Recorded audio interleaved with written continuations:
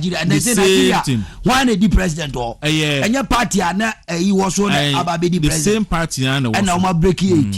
Okay, fair. The only difference in say Gula Jonathan I saw on the uncle be not your mama yes or dance. Yeah, maybe canon no wakano.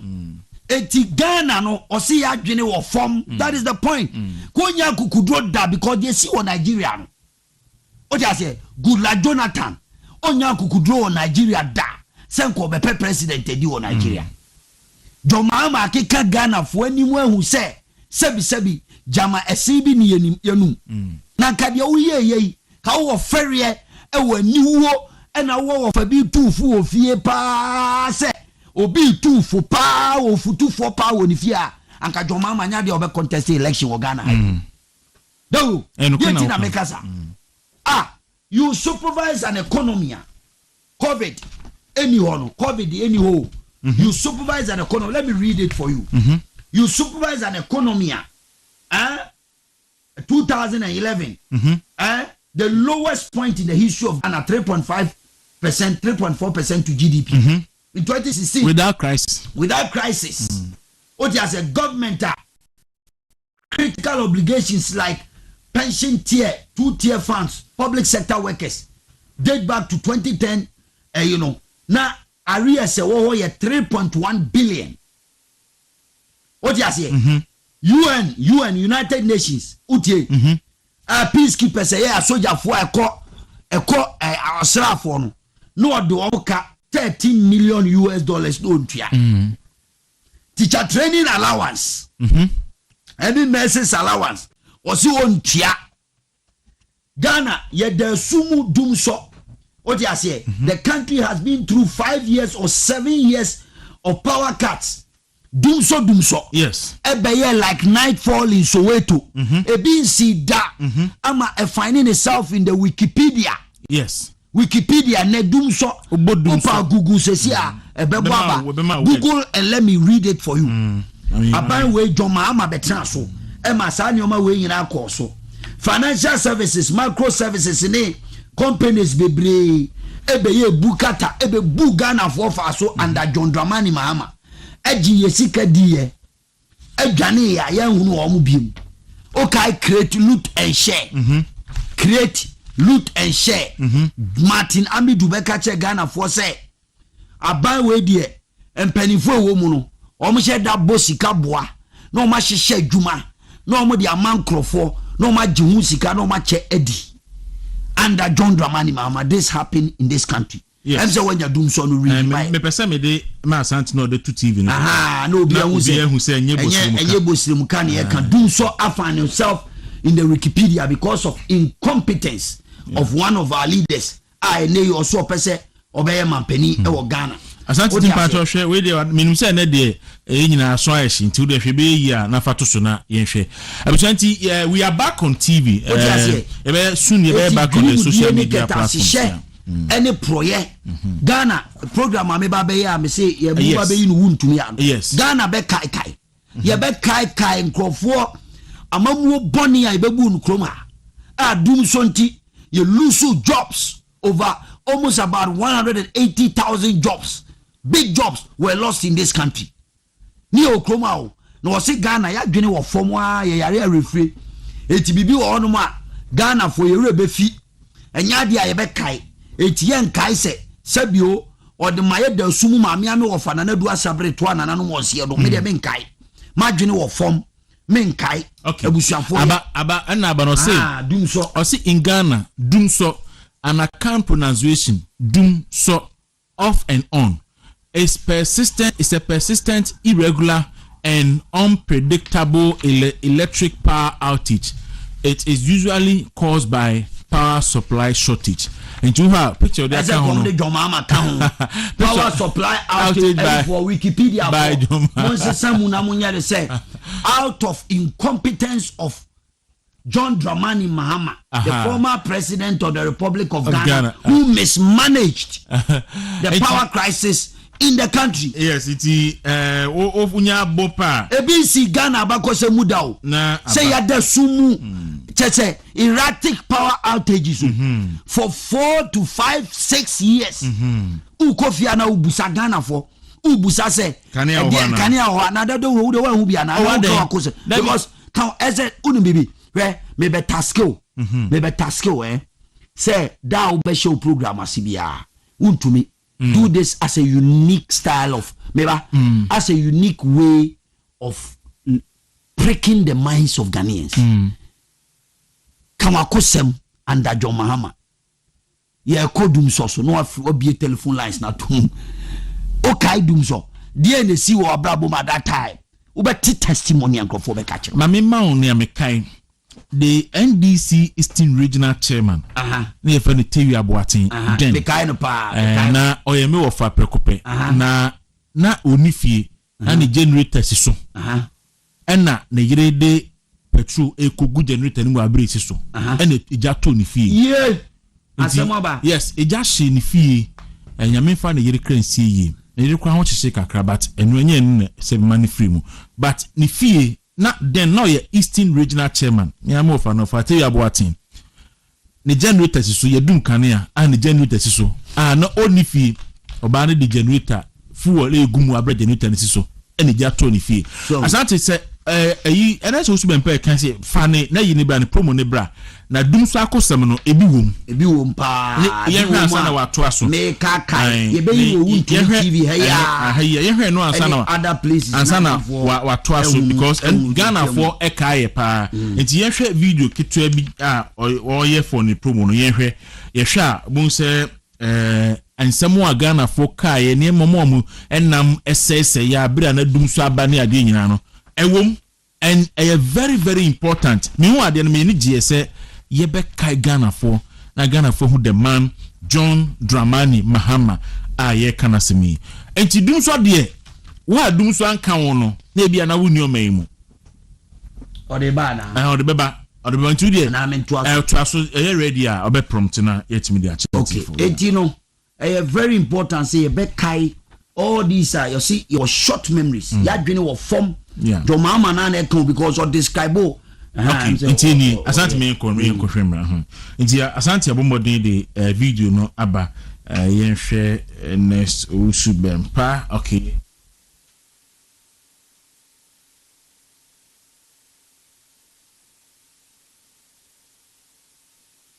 Ultimate Radio 95.9 Nyaminsa wom hey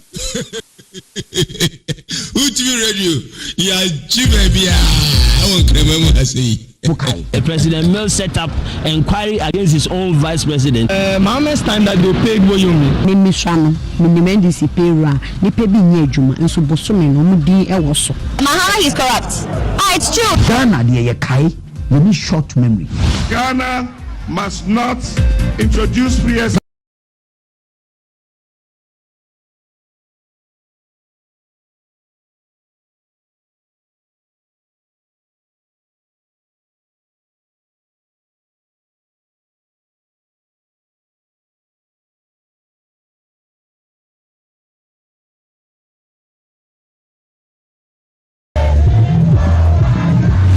Starting F2, we had 15 years, now I senior high school, free senior high school, free SHS. That is what you call all lie be lie. Hundreds of vehicles since Tuesday have been queuing at various filling stations in Accra, Kumasi, Cape Coast and Tema, hoping to fill the fuel tanks of vehicles. Ubekai, Bibia, dear friend, do so.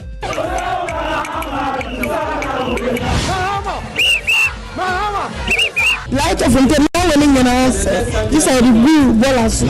I'm supposed to write notes every evening for a class that I have to teach. How do I write my notes without lights? Alinti eni eka se abrenyi na no e be kai wo amu ohunu di twem na wo koto aba what take a critical decision that will change your destiny forever.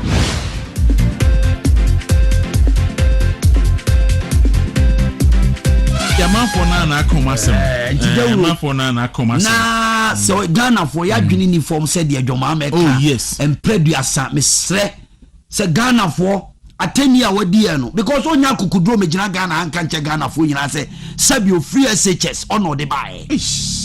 So so nim say ya dwene from my first school dita book yi and so enti na me dey no start here no. In fact me person my first school dita na ye ni TV so sa expose na we no me person wo be sign bim so that omo a ehwe wo TV so no have the benefit of mami share every first okay page 29 page 29 page 1 your mama sorry or say your mama sorry or say Dr. Baumia yes wono de oni na NDC force Baumia ye trofo o twantro your mama no ani book no mu no your mama na ka kire say ne nana kansoa ene ne nana ene ne papa omu nyina ya trofo da wo uti wakanti no etro no e oni mojam e woni DNA mu can they NDC omu prove kire say Baumia is a liar and then me ba disprove no ha yes page 29 my first school dita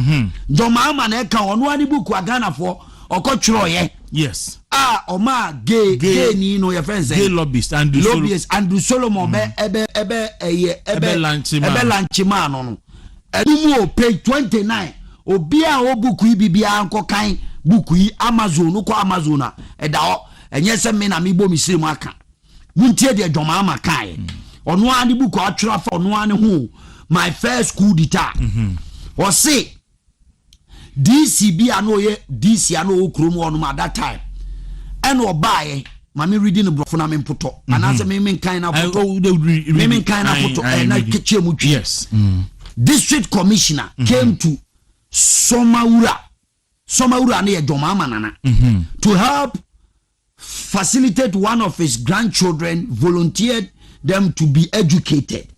Uti ose Sumawura adisi ni ba Sumawura ho se obeboa ne nananom ba ko edna ko school yes. I imagine that while he was at the state room abra oni ne wo the state them my great grandfather and my grandfather accustomed to being the decision makers. Ose ne nana ene nana kanso a ana sabra mu na esi giran no politely told the district commissioner that, and I quote, he did not have any grandchildren of school-going age. Also, okache no buo kwan se ejamira enya ade e wo bia wodun fie so ko school ebusun mu. This I knew that my grandfather and my great grandfather were lying. Also we de minim. What they said was entirely not true. Also minim. Say me nana ne me nana kanso abema no mu twentro asem mo kan na nye no kure. Exactly. As the majority of the children who had gathered around the district commissioner's vehicle were clearly enough to attend school. Enti ye a twa kan ho ahia nyina ha sabre no na ye du school kobre. Enso me nana twantro say akola bia anya abusun mu a. Enti Ghana ni a utie me. Joma manuao wakase etro na wona busuam ni nana kansoa ni na busuafo nyina no e ho no osuan tro ni free ye eto on de o ya trofo bosa so trofo je anuti no koka se abato obeduru so a wo de ntro kakra no kre kakra na de no kre kakra na de afra wonim no kre no so nka eto obenya kukudu abeka cho se free SHS on de baaye obenya kukuduro aka se Ghana fo nyina madwene wo form etino opeso be gina se mampani ne to abama no voice ni yes repi no say edru election time na amanyoko bia epre nti me obeka bia ama nipa akoma adane ama ho eno na obeka nti entra now the film no kra now the film ya the frafra no kra no ho yenka na ya the intro film anti eno ejino ni nana no atwantra e no de atete no ni nana kanso atwantra de tete ni papa na ni papa so de atete no enti ya de a hoye na NDC for ade a omo ye no eno na da omo turning around to accuse their opponent and I'm telling you omo party ni ye obi bi e friend Ways and Means Committee. I see. Ways and Means Committee no e wo National Executive Council. I see. Fake omo tenase party ni tirimu pe no kuku propaganda no ma tenase a embellish no ma yusu NDC wo mu na uka no kra eni udi anemu untimi ntram ye be you afrim sesi a eti no John Mama as a person no on say osan ko school or Russia kakra into akosua sa communist superior tactics when you study the Goebbelian propaganda you afraid be the big lie the big lie and a strategy na Adolf Hitler no use to confuse people during the Second World War otwi twa tro kese pa onim se ntro we tro na confuse so amanfo they buy into that idea and they use it the jomama no idea part and parcel of him and then me pese Ghana for nyina ti ase say moya mo say NDC for there and that is their strategy, that is their modus operandi and so far no omanya leader ono so no atro no adore ne se no koboa eti ne dwuma odie nyina ne se obetwa tro e de ache Ghana for na Ghana for ere agiatum na wo hwe ni book no a clearly ni ye ni bia wo ye bia no e kire etu ka se mi kire page 29 no ma kire mo awie na me samra another page okay page 154 me ba ho no okay another go 21st disco ho se mo yes disco no a all kan no a odi abehye ni manifesto mu a wo kan no enye se ya gudie se asem adwoma ma e kan no e ya grobi no odie e ya de a na ni suade ho a e part and parcel of his life se ono ensanwe any disco any agro sano agro e wona ni so no what start here enye me na make I can never disrespect the former president ono ani book my first coup d'etat eshem so ono the disco ni nsanwe e ya de a ono ye o shase ache enie my first coup d'etat page 154 listen to what Jomama said about himself utie mitipa or say we spent aimlessly we spent aimlessly enjoy going to the disco and drinking I say says can keke we spent aimlessly we spent aimlessly we spent aimlessly and enjoy going to the disco and drinking say omunya sika almost say sika na adwene bia na ho no mo de ko disco the rest of the money was ours to spend because our fathers were rich. Whichever way we want. So of course we spent it aimlessly, having a good time. Okay, my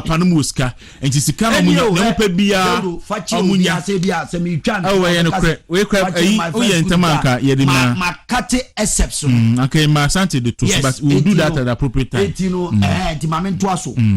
Every weekend, William and I, we'll go to the disco, spend money, and drink alcohol. Weekend be many madam for yes, says can ya could disco near from Amabuko, my first coup d'etat.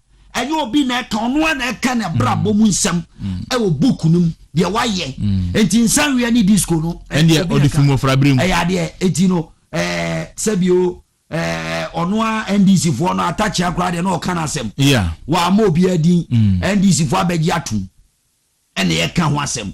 Say Mumusa Jomama say then on Abambabing a follow out in the political godfather. NDC the current speaker of parliament and I'm daring him. Secretary Mimimuno Mumusa say a day in a one faithful afternoon. Parliament House. Abambabing came back to his office and saw Jomama and he fell out with him. A serious in America. Jomama. Yes. Mumusano na den na Sanyoma we bia na den na my first coup d'etat buku ya my first coup d'etat page 154 near no ekabesi so na bi koso Jomama office me say enkwade na chance but I don't want to go there. I see Speaker ena oso Jomama sa every time eko bole bamboy eko campaign mano aimlessly he was not ready into politics. Let me tell you, let me read something for you. Or say no politics crowd. Nenya Juma or Peso you. My first good etat was city. The baby read the horror. Actually, who say John Mahama no politics no kra no obezo ye politics. Okay. Enti wo bie no menye we kakra bia bia kan say aben peche promo no kosom anopen so ye beche asante sane be cha anopen mami hu na odi abeya no se obefa o mobile phone na wabo star 256 star 4 hash star 256 star 4 hash no wafa number 2. Number 2 ni ye Wuntumi Radio ni Movement TV Accra. Number 2 ni ye Wuntumi Radio any Movement TV Accra. Number 3 number of ticket abeto. Number 4 ye umumu pin na wawakbo. Etunya wie pa ebo 950 ya ebe che 1000 Ghana cedis. Asante na che 1500 pacho mami hu. Nti star 256 star 4 hash na onso ayenza. Bajo saka. Aha me saka. Okay. We na we penny about Baumia policies na me dey no atutu. Me pese Ghana for who the character John Mahama. Ehu hia. O se politics no na nye na dwuma opeso yo. There be. Oti ase na one ne papa nyina no. Oti ase ya de a omo ebetu omo kwam. Ebetu omo kwam. Na omo nya omo adwene se omo peso omo ye politics. Oti a career in politics was it a career in politics was not something I would ever plan for myself. Just as it was never something my father had planned for himself. It came as more of a surprise for me to find myself in a political area of my experience during my first school during the Nkrumah time. My father was connected to this politics. I had always wanted my social activism to be of myself and no one else. I see. It I don't know. O say politics enya de a no peso yesenya ne papa na ne papa nso peso be ye no na beto ne papa okwan mu Nkrumah bere no e na ono nso no etu no okwan mu na nko no de na kuma mu a se de obo huhubra no social life sasa no kan and the sanka no a na ogina ni sa na o se mu kosa and so politics na ya accident abetu no okwan mu I see enti enioma de okeka bebre wa owie ya no e na o san describe ono ane ho as John Mahama say danger as my teacher realized that I was somebody who always want to make something for myself, but I tried and I always fail. I see. I try and I always fail. He realized that danger lurks around any life decision that I take. I see. Oja say oja shrin. Decision be obeteki oyenne and ebata susukuru wa bia obeteki decision be obeteki te e dangerous so Ghana for muntie asem na American ni say gina bi opeso si bia no who want to rule the country or see ono no life decision be obeteki bia ni teacher no hwa o waya na tai he was a failure enti no ono ankasa no John Dramani Mahama no otiase ohu no se hwinten no oyenne ebata susukuru wa bia obeteki bia life decision bia obeteki bia no hwinten no oyenne edi akire enya de ye papa decision bia obeteki now it's clearly true when he was given the mantle of leadership in this country otimi take a decision last minute teacher training allowance otimi twam e ka chem say if it will cost my presidency I don't care. Ultima doom so ba no ka say I promise not to promise again. Ultima Ghanaian economy and of that is where to the extent say the economy was so bad that there was no COVID, there was nothing. What you say danger lurks around any life decision you are taking. I can't get up in the morning say after all this abysmal performance, after all this dangerous performance as a leader, one-term president, I'll perform unprecedented in the history of Ghana. What's Anya Kukudro say? What taking decisions of person said the president. If there's no danger lurking around that decision now, I could be taking that decision. No way. No way. I could be taking that decision. I can't take that decision. Eti osa describe on honam de hana wi. Yeah. Now where you now untwitwa mfanto ho. Na mon kan kire motiefo. Say na this is a character of John Mahama that we are looking at. What do you say? Sure. Or see that boy Dramani. Till or describe on one. That boy Dramani riding on a bicycle, descending from a hilltop with no brakes. Or this guy what ono say the lifestyle is or jump or t bicycle so. I would jump or see people so or descended people. O Sunday people breaking bike. Breaking that boy Dramani. And I bet that man Dramani. A describe. I see. Oh, Tamale Secondary School. Maybe Ghana for Asem Sebe. It is so say Sabio Manfa Kwasiada Amomu Kwanya ya de Juada Kochim. Your mama who say Sebi a CBN yenu and or dear nim on waka say I drink of form said what my first good itabu kunu. No more bian phobia said you on one describe on down for Ezra. I don't watch motor school. Say we shall brand or you craniba into Nimhe not drink of form. The same thing. And of course Ghana for, but Ghanaians are wise, and I believe in Ghanaians, and Ghanaians are going to take a clear decision that will help the entire nation. It you know, Deuru ye koso no na nyoma enam MPP aban so ene Nanado Danko Akufo-Addo ene Dr. Mamadou Baumia etumi di aba ama my Ghana yenya so mfaso no ai ne ye betra aban mu no de yaye no enu bi na me ba be keka ama Ghana fo nyina ehunu na NDC for so yo mo say okay your friend is saying but on second page no me second okay and as all be oh na me enu anu to the second there na na Deuru o mo so ro mo say economy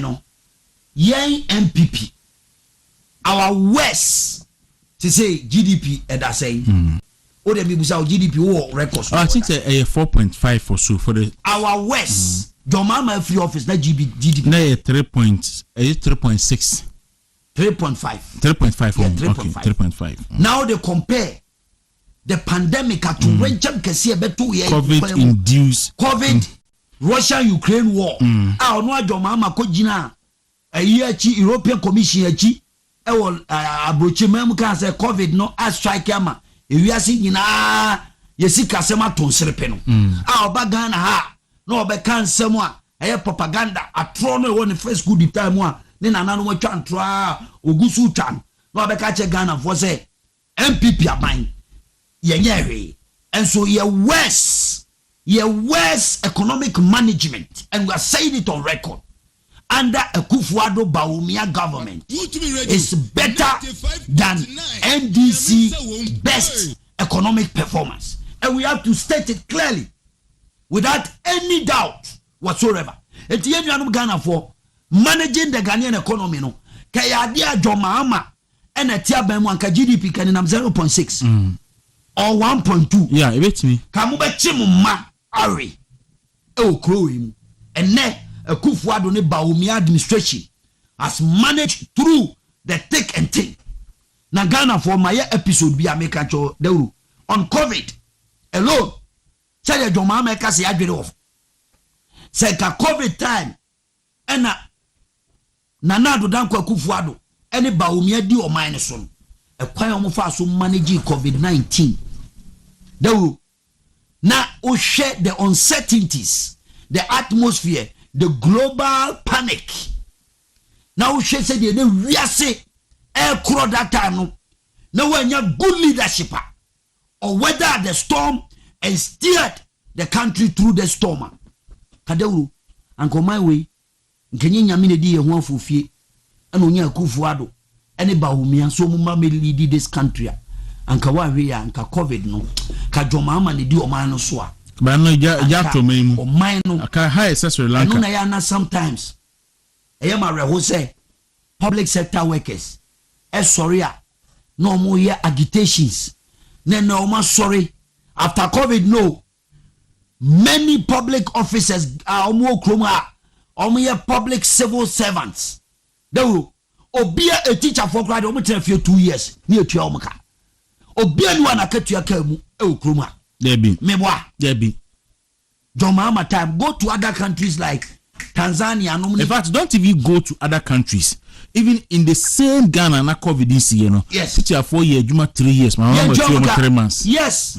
chita no ya adwuma otwe bari ate 3 years na Mahama say ahokyera bentinu wetua na 3 months but Akufo-Addo under COVID wanye adwuma so yetua ka 2 years achievement ni be no agriculture sector grew by 5.9%.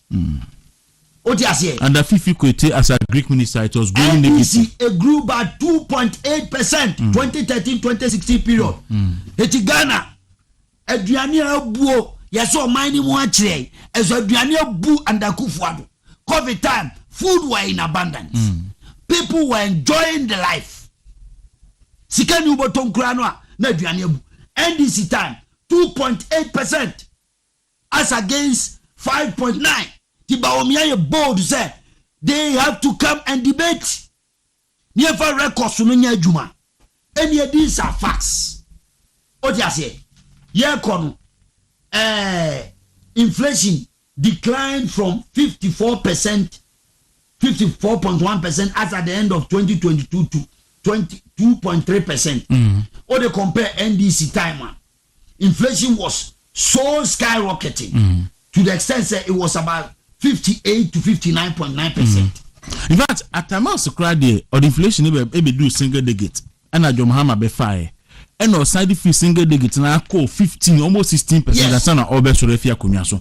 But see, it has never happened before. Say a baby inflation back off from a back off at say do 54 as a buffer mine. I do be I think 20 something to 1 or 20%. It means that. Say betu petrol mu na akone asante so ikane aboni yete so dollar be kona asaba enti in terms of the management of the economy ni dey adwuma ya bie since 2017 unprecedented in the history of Ghana. What you say, we've created over 2.3 million jobs, both public and private sector. Okay, NDC for say wa hefa adwuma ya Ghana gas kwa ben kan ya buy na workforce wa Ghana gas. They are less than 250 personnel. Just 250. Today, you have almost about 1,500 workers. Our Ghana gas alone. Your office complex, baby, are now old office work. Drake Avenue. Now they compare, baby, your office complex, your toya, your funny power.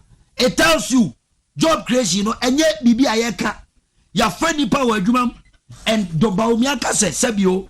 Ware kura no oberi kotwa ojina chine Debi obejina chine Debi Yemra sports facilities, sports infrastructure ye buy na AstroTurf for Ghana miensa pe eno kura na private and they do 214 AstroTurfs and it's even counting because Ghana gas ye kura 114 wow AstroTurfs across the country. What you say sports facilities ni and Nyoma, they account pitches, any innovations in the 10 resource centers. Unprecedented. The old sports stadium, Kumasi, and the Greater Accra. And I even call it gone. Yeah, I said about team. What you say? And no, and channel may buy other infrastructure, but let me go to this one. Railways. Construction of railways. Me say baby all sector NDC for to be from 1 to 3. All sector. What is all sectors? We oversaw the construction and rehabilitation of more railway than any government since 1992. Since the Fourth Republic, government be anwa wire railway keteke ho adwuma. Echen MPP aban ye sisu. E bin si da unprecedented in the history of this country. Achimota in Sawam, Accra Tamale, Kojo Krom Takwa, Kojo Krom Manso, Tema Mpakadan. Nina yaye. Honey edit training kotu ya mode. Nina yaye. Kosi so. Abambia ni wanuma wa constructed fish landing sites in the history of this country since 1992 than MPP government. Tenyo fish lands inside that fire for ekoyi nam a NDC betra so bukom fo atoaba ma omo nyamfa so bia uko disco uko Elmina uko Manfred uko Winiba uko Elmina MPP abanwe fish lands inside the makum pori beze ensiase edu eni me ba be bobo Axim ya ye fish land inside ho uko Discover ebi ho uko Moria ebi ho uko Manford ebi ho uko Winneba ebi ho ko Senya Breku Gomu Afete Teshi Osu Ekunfi and Mfansiman what you say construction of 2 major fishing harbors so yesi ewo Elimina any Jamestown Jamestown they are not correct. Oh, mehu. State of the art. In fact, Elmina they no podie. And also sa kakraka. Yeah, can someone. Na ye can say. And your man ya as a political party. Yeah, can. You said you are Kradan also very kotokra. O jinechine. Debi, asinje bi any. It ye baswa ni eba health infrastructure. Health infrastructure no NDC for Soria. No mo de na University of Ghana Medical Health Center Muhammad si omoboa omo green book no e no mo de ko hye mu twa antro se maka twa se antro no de e ade a e de twa mu fu e President Mills on say President Mills achievement na omo de akoma jo Muhammad President Mills and initiated that project and afofia nto apa omo started construction and we dware abamu Etisicano has been secured. The project, the sort was cut, and the ongoing project was going on. And so Obana be commissioner, and no na chese ona odia. In fact, eno kurana Professor German went to me. Went to me. The agenda 111. Here can wasem the eno kura the infant chain. What you say polyclinic Oko Central Regionals completed in August 2018 ayeba abamuno adwumako yesi polyclinic oko besiasia yesi polyclinic oko gumua dawrampo briwa eti sunkwa bimpon eja jamra mankron akunfode ekunfi nankwa gumua potin.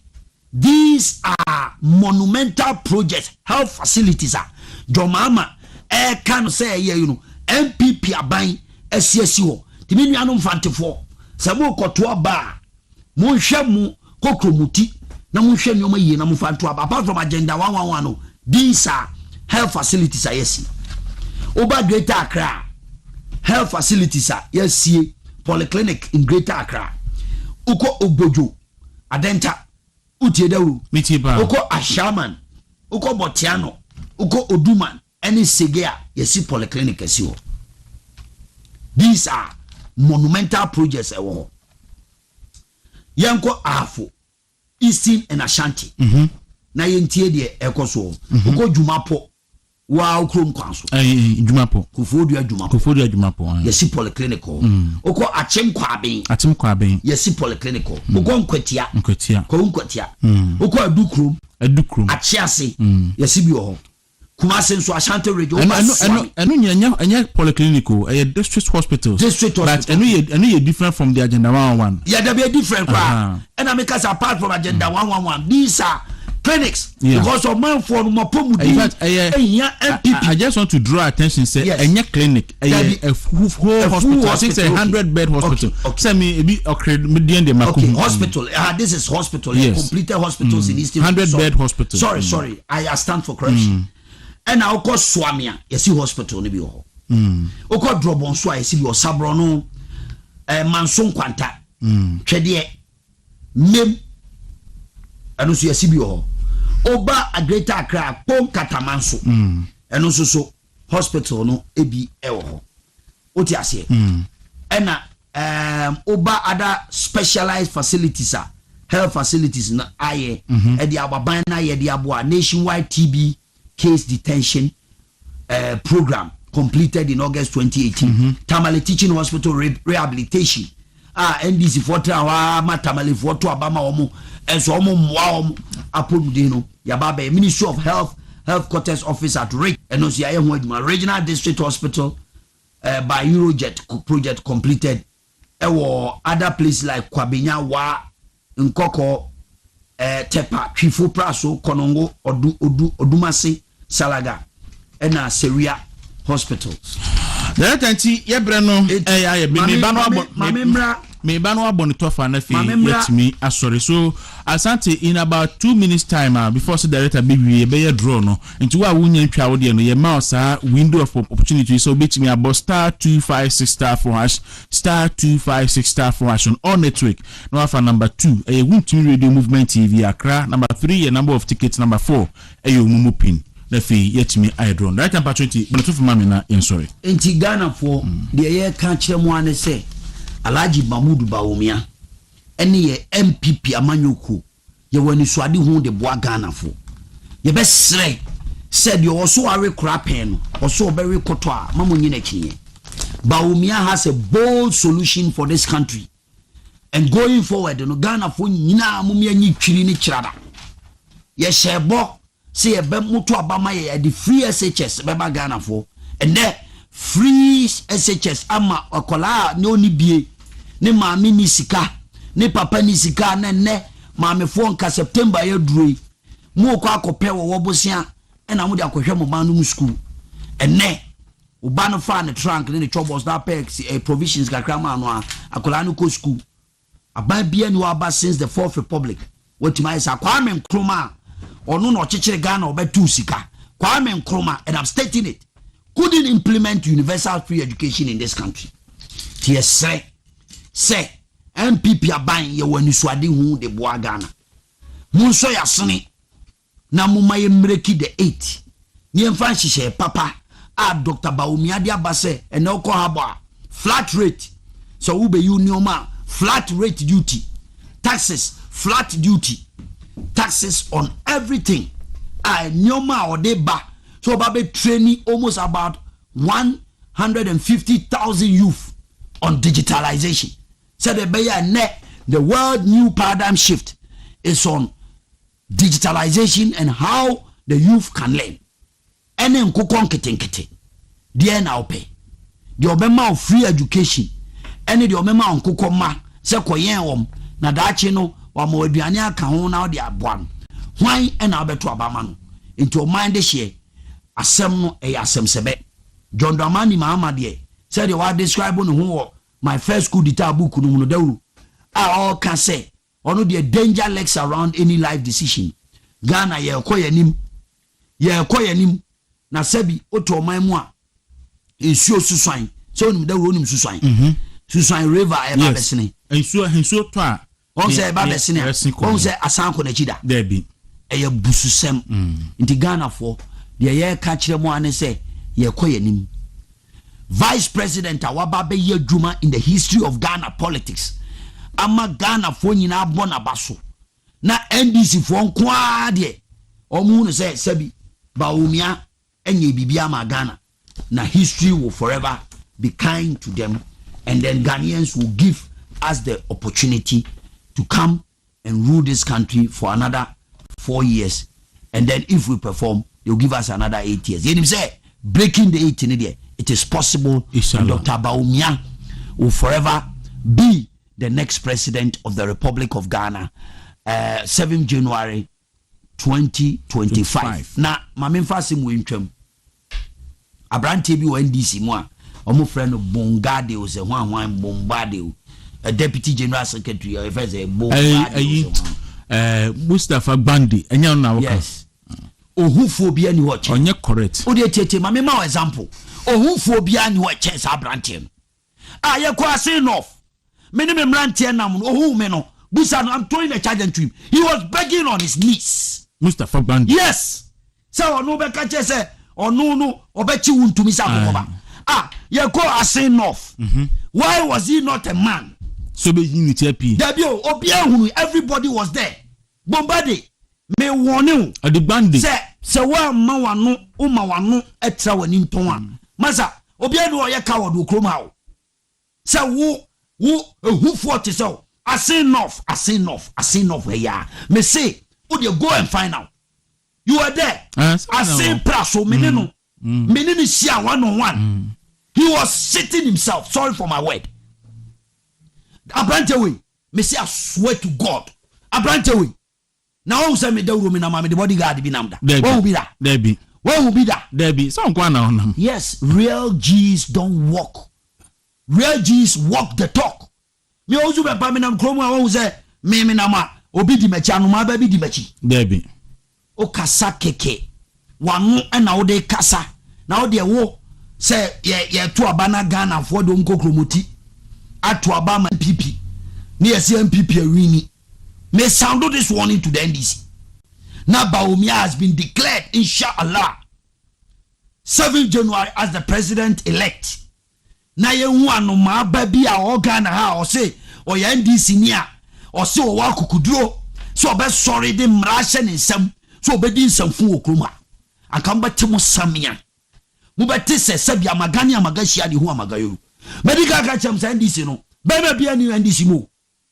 Apart from me Papa Jerry John Rollins, Bema bien on Wauko, may you so rest in peace. Bema Ben o NDC, a who for qua minimum to be our Ghana. Omio, who for to be our Kuma. Timo Ben so say a branch or no badabe. I or no say or no but no one moon to me.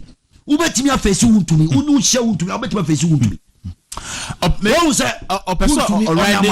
Untumi onama or the bodyguard be there be I'm so person ride on the back of Untumi the popular useless talk useless talk me say oye be mapa they see was enough na me ne crash was enough onfa no enye edadwene no trust nwini onwini say election time no so no nani abrea ye yani asoja baby onante ya ono ayi odi emirikatu ne twam ye 19 ne twam ye gare ye for yansa na usu beto na sabi o sorry ado abegira ke kanse hu se o mechi wu sa kokoba to mama ya che no sa kokoba enhwa to mama ya che no sa kokoba enhwa koma otimpo ne ye ka se na wo kan ye ka mema ye bechi wu ntumi a Mustafa Gbandi nka ho David no na wutumi one ono onye bema Mustafa Gbandi mini wutumi kroya na hia no onye bema na me say mini wutumi hia no asen praso odwane ye obedwane he run away asen praso and I'm telling him so what me see me na me ka cho pa so bia me say aso me come in some stia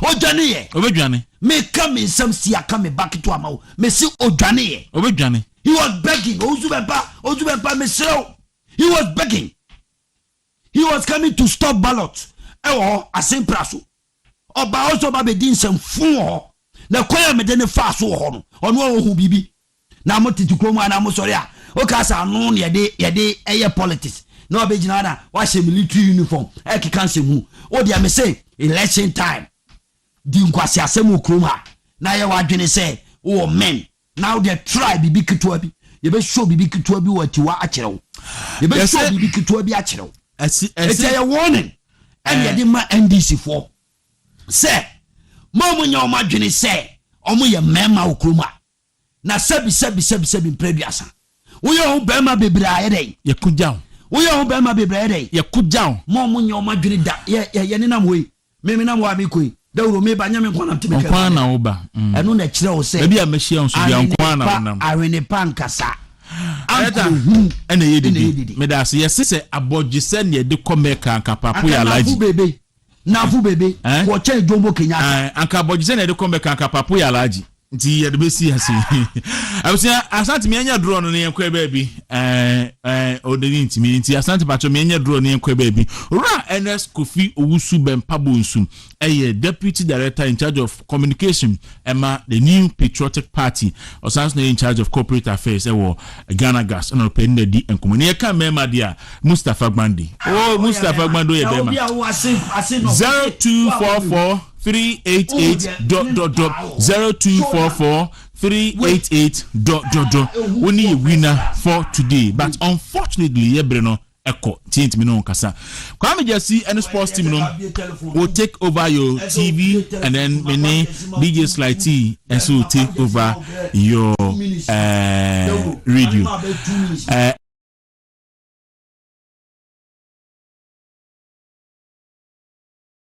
next week oba medical be phone lines na ansa na wakasa me da say